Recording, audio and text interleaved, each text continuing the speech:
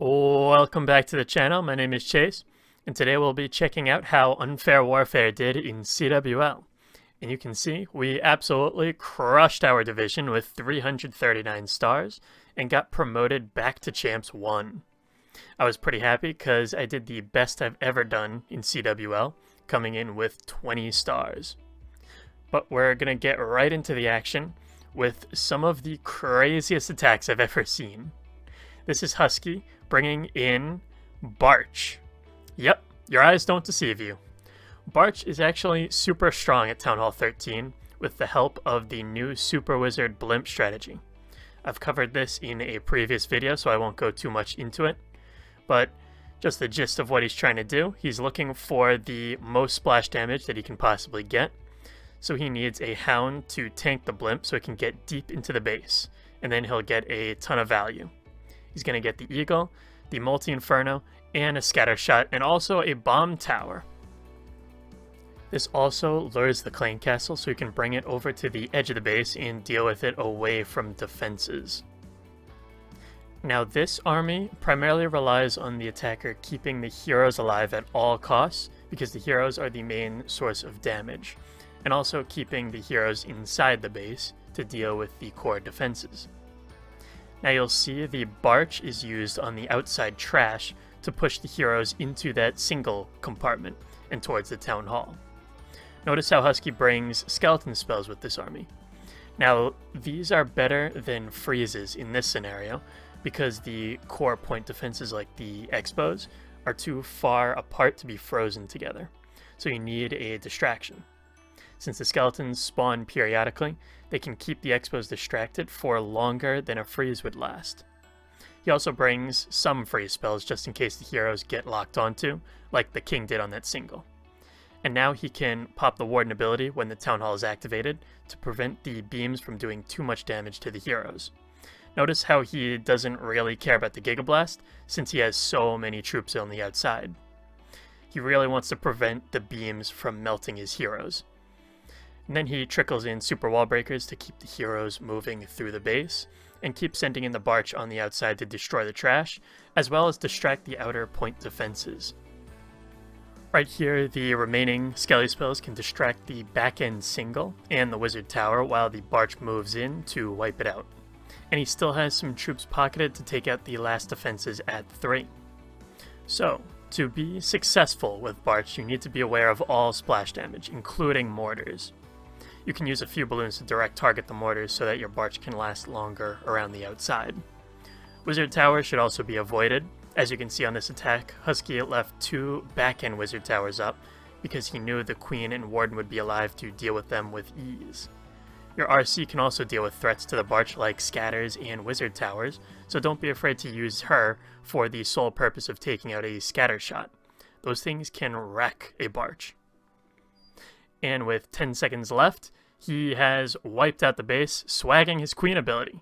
So great attack, Husky, really creative. And let's move on to the next one.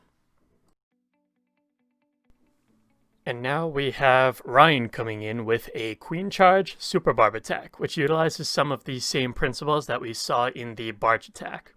Both of these strategies take a lot of patience with the spells and with the troop deployment. You need to make sure you use the Barbarians sparingly, as you only get about 20 to 25 of them for this army. This attack starts the same as the Barch, with a Super Wizard Blimp getting insane value thanks to the Hound in front. Then, using the natural funnel created by the Super Wizard's chain damage, you can send the Queen in with the Warden at the top for a powerful Queen charge into the base.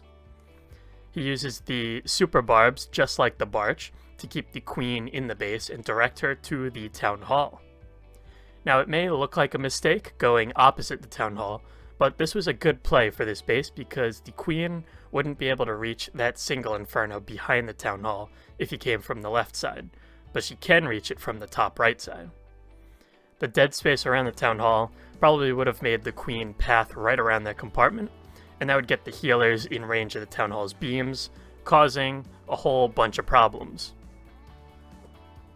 Also, since there are healers in this army, the King doesn't need to tank for the Queen and can be used to create better pathing for her by eliminating the trash on the right side of the base. He wall breaks here to get the storages and keep the queen on a beeline for the town hall. And now, something happens that I don't think he planned for.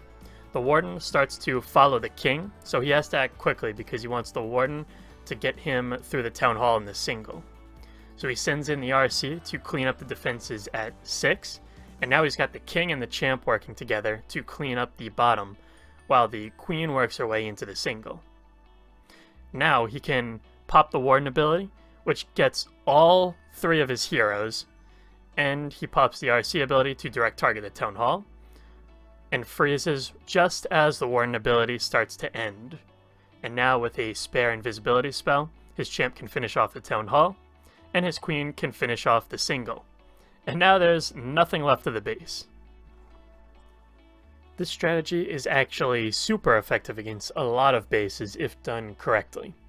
It takes a good amount of practice, but you can get the hang of it if you follow these tips and incorporate some of the tips from the Barch attack. So, excellent hit, Ryan, and let's move on to the final attack.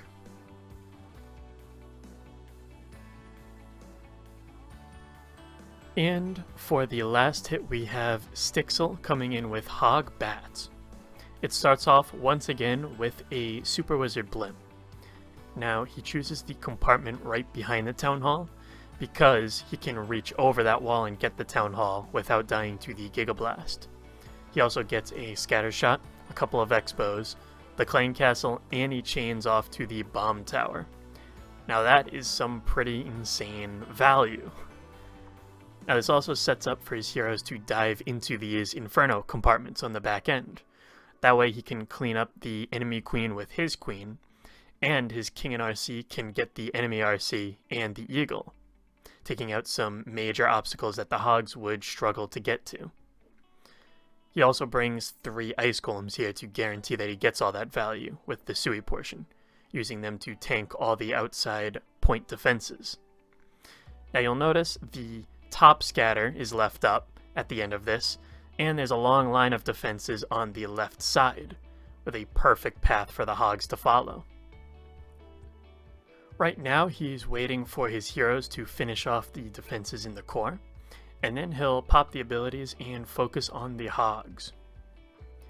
So this part is really ingenious.